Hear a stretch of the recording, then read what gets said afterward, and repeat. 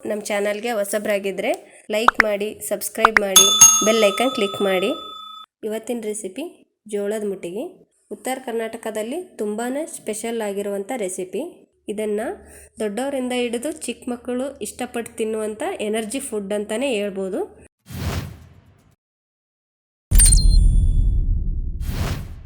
ಬೇಕಾಗಿರೋ ಸಾಮಗ್ರಿಗಳನ್ನು ನೋಡ್ಕೊಳ್ಳೋಣ ಬನ್ನಿ. ಹುಣಸೆ ಹಿಂಡಿ, ಇದನ್ನು ಹುಣಸೆಕಾಯಿಯಿಂದ ಮಾಡ್ಕೊಂಡಿರುವಂಥದ್ದು. ಅಚ್ಕಾರದ ಪುಡಿ, ಕೊತ್ತಂಬರಿ, ಜೀರಿಗೆ, ಬೆಳ್ಳುಳ್ಳಿ, ಉಪ್ಪು, ಎಣ್ಣೆ ಇಷ್ಟು ತಗೊಂಡಿದ್ದೀನಿ ನಾನು. ಇವಾಗ ಮೊದಲನೇದಾಗಿ ನಾನು ಒಂದು ಕುಟಾಣಿಯಲ್ಲಿ ಜೀರಿಗೆ ಹಾಕ್ಕೊಂಡು ಜಜ್ಕೊತಾ ಇದ್ದೀನಿ.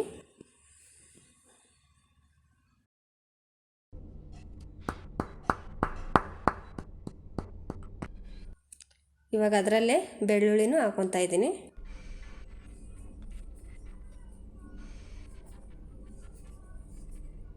ಸ್ವಲ್ಪ ಕೊತ್ತಂಬರಿ ಕೂಡ ಹಾಕ್ಕೊಂಡು ನಾನು ಜಜ್ಕೊತಾ ಇದ್ದೀನಿ.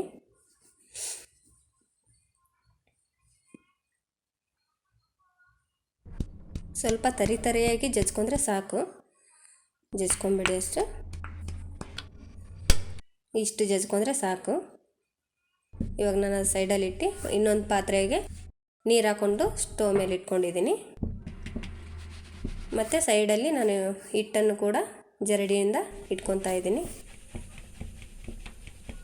ಸ್ವಲ್ಪ ಹಿಟ್ಟು ಸೋಸ್ಕೊತಾ ಇದ್ದೀನಿ.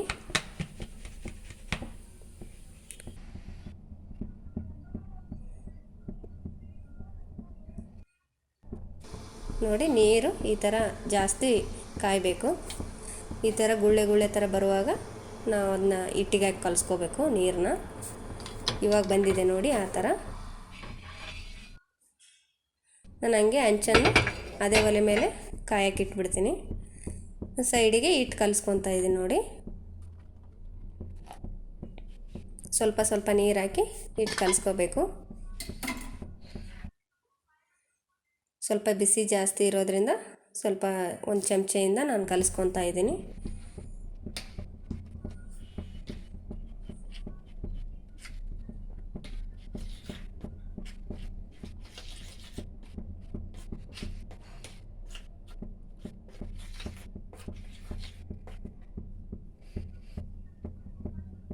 ನೋಡಿ, ಆಮೇಲೆ ಇವಾಗ ನಾನು ಕೈಯಿಂದ ಕಲಿಸ್ಕೊತಾ ಇದ್ದೀನಿ ನೋಡಿ.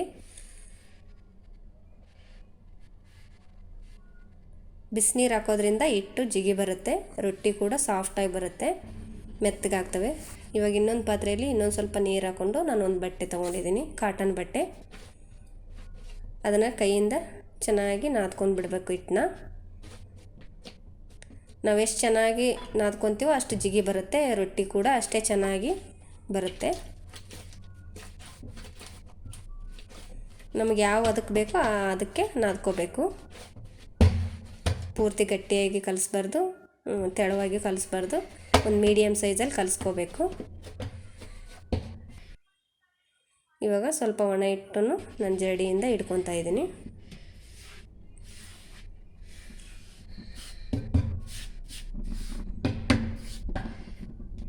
ಸ್ವಲ್ಪ ಇವಾಗ ಆ ಹಿಟ್ಟನ್ನು ಒಂದು ಉಂಡೆ ಥರ ತೊಗೊತಾ ಇದ್ದೀನಿ, ದೊಡ್ಡದಾಗಿ. ಚಿಕ್ಕದಾಗಿ ತೊಗೊಂಡ್ರೆ ನಾವು ರೊಟ್ಟಿ ಮಾಡ್ಬೋದು. ಇದನ್ನು ನಾವು ಮುಟ್ಟಿಗೆ ಮಾಡೋದ್ರಿಂದ ಸ್ವಲ್ಪ ದೊಡ್ಡದಾಗೆ ತೊಗೊಂಡಿದ್ದೀನಿ ನಾನು. ಅದು ಎಷ್ಟು ದಪ್ಪ ಮಾಡ್ತೀವೋ ಅಷ್ಟು ಚೆನ್ನಾಗಿ ಬರುತ್ತೆ ಮುಟ್ಟಿಗೆ ರೊಟ್ಟಿ. ನೋಡಿ, ನಾನು ಇಷ್ಟು ದಪ್ಪ ತೊಗೊಂಡಿದ್ದೀನಿ ಹಿಟ್ಟು. ಅದನ್ನ ಸ್ವಲ್ಪ ಒಣ ಹಿಟ್ಟು ಹಾಕಿಬಿಟ್ಟು ಕೈಯಿಂದ ತಟ್ಕೊತಾ ಇದ್ದೀನಿ.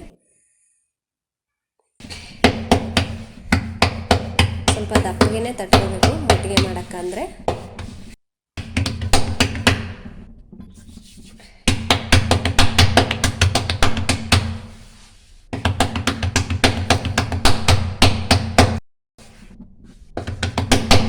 ನೋಡಿ, ನಾನು ಈ ಥರ ತಟ್ಕೊಂಡಿದ್ದೀನಿ.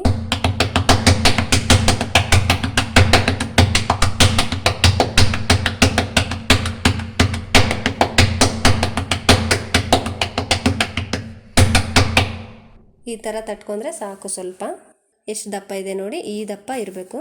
ಮುಟ್ಟಿಗೆ ಮಾಡೋಕ್ಕಂದರೆ ಸ್ವಲ್ಪ ದಪ್ಪಗೆ ಇರಬೇಕು. ಇವಾಗ ಹಂಚು ಬಿಸಿಯಾಗಿದೆ, ನಾನು ರೊಟ್ಟಿ ಹಾಕ್ಕೊತಾ ಇದ್ದೀನಿ.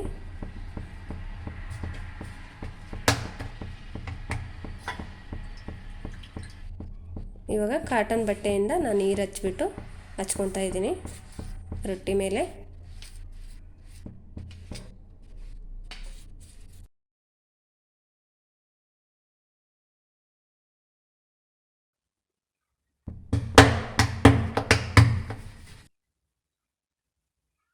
ನೋಡಿ ಒಂದು ಸೈಡು ಬೆಂದಿದೆ, ಇನ್ನೊಂದು ಸೈಡು ಬೇಯಿಸ್ತಾ ಇದ್ದೀನಿ ನಾನು.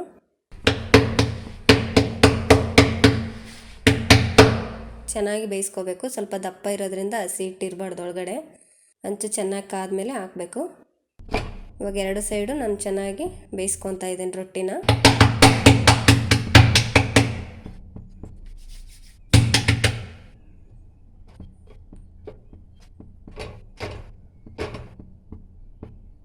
ನೋಡಿ ಈ ಥರ ಉಬ್ಬಿ ಬರಬೇಕು, ಹಂಗೆ ಆ ಥರ ಉಬ್ಬಿದರೆ ಚೆನ್ನಾಗಿ ಬೆಂದಿದೆ ಅಂತ ರೊಟ್ಟಿ. ಸುತ್ತು ಕಡೆ ಬೇಯಿಸ್ಕೊಳ್ಳಿ ಚೆನ್ನಾಗಿ. ಇವಾಗ ನಾನೊಂದು ಚಿಕ್ಕ ತಟ್ಟೆ ತೊಗೊಂಡು ಅದಕ್ಕೆ ಹಾಕ್ಕೊಂಡು ಒಂದು ಸ್ವಲ್ಪ ನೀರು ಹಾಕ್ಕೊತಾ ಇದ್ದೀನಿ. ಅದು ರೊಟ್ಟಿ ಆರಬಾರ್ದಲ್ವ, ಹಂಗೆ ಅದಕ್ಕೆ ನೀರು ಹಾಕ್ಕೊಂಡಿದ್ದೀನಿ. ನಾನು ಇನ್ನೊಂದು ರೊಟ್ಟಿ ಮಾಡಿ ಹಾಕ್ಕೊತಾ ಇದ್ದೀನಿ.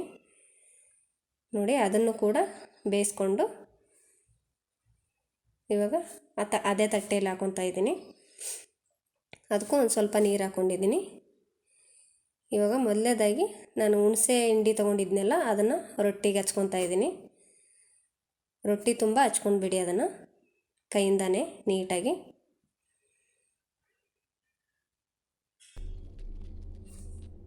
ಅದಕ್ಕೆ ಸ್ವಲ್ಪ ಖಾರದ ಪುಡಿ ಹಾಕ್ಕೊತಾ ಇದ್ದೀನಿ, ಸ್ವಲ್ಪ ಉಪ್ಪು ಹಾಕ್ಕೊತಾ ಇದ್ದೀನಿ. ಜಜ್ಜಿಟ್ಕೊಂಡಿರುವಂಥದ್ದು ಬೆಳ್ಳುಳ್ಳಿ, ಕೊತ್ತಂಬರಿ, ಜೀರಿಗೆ ಏನಿತ್ತಲ್ವ ಅದನ್ನೂ ಇದರಲ್ಲಿ ಹಾಕ್ಕೊತಾ ಇದ್ದೀನಿ. ಇವಾಗ ಒಂದು ಸ್ವಲ್ಪ ಎಣ್ಣೆ ಹಾಕ್ಕೊತಾ ಇದ್ದೀನಿ. ನೀವು ಬೇಕಾದರೆ ತುಪ್ಪನೂ ಯೂಸ್ ಮಾಡ್ಬೋದು, ತುಪ್ಪ ಹಾಕೊಂಡ್ರೂ ಚೆನ್ನಾಗಿ ಟೇಸ್ಟ್ ಬರುತ್ತೆ. ನಾನಿಲ್ಲಿ ಎಣ್ಣೆ ಹಾಕ್ಕೊತಾ ಇದ್ದೀನಿ. ಅದನ್ನು ನೀಟಾಗಿ ರೊಟ್ಟಿನ ಕಲಿಸ್ಕೊಂಬಿಡಿ. ಇದನ್ನು ಕಲ್ಲಲ್ಲಿ ಜಜ್ಜಿದ್ರಂತೂ ಇನ್ನೂ ಸಖತ್ತಾಗಿ ಟೇಸ್ಟ್ ಬರುತ್ತೆ. ನಾನು ಕಲ್ಲು ಇಲ್ಲದೆ ಇರೋದ್ರಿಂದ ಒಂದು ತಟ್ಟೆಯಲ್ಲಿ ಒಂದು ಕುಟ್ಟಾಣಿ ತೊಗೊಂಡು ಜಜ್ಕೊತಾ ಇದ್ದೀನಿ. ಅದು ಸ್ವಲ್ಪ ಮೆತ್ತಗಾಗೋವರೆಗೂ ಜಜ್ಕೊಂಡ್ಬಿಡಬೇಕು. ಜಜ್ಕೊಂಡಾದಮೇಲೆ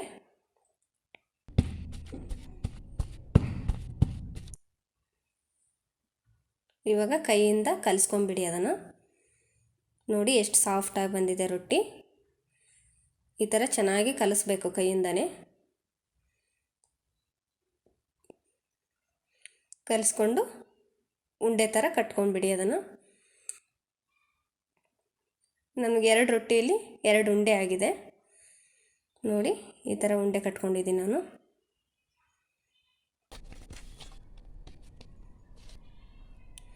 ಈ ಥರ ಉಂಡೆ ಕಟ್ಕೊಂಡಿದ್ದೀನಿ ನೋಡಿ, ಎಷ್ಟು ಚೆನ್ನಾಗಿ ಬಂದಿದೆ ಮುಟ್ಟಿಗೆ. ಇದನ್ನು ಚಿಕ್ಕ ಮಕ್ಕಳಂತೂ ತುಂಬ ಇಷ್ಟಪಟ್ಟು ತಿಂತಾರೆ. ಈ ಥರ ನಾನು 2 ಉಂಡೆ ಮಾಡ್ಕೊಂಡಿದ್ದೀನಿ 2 ರೊಟ್ಟಿಯಲ್ಲಿ.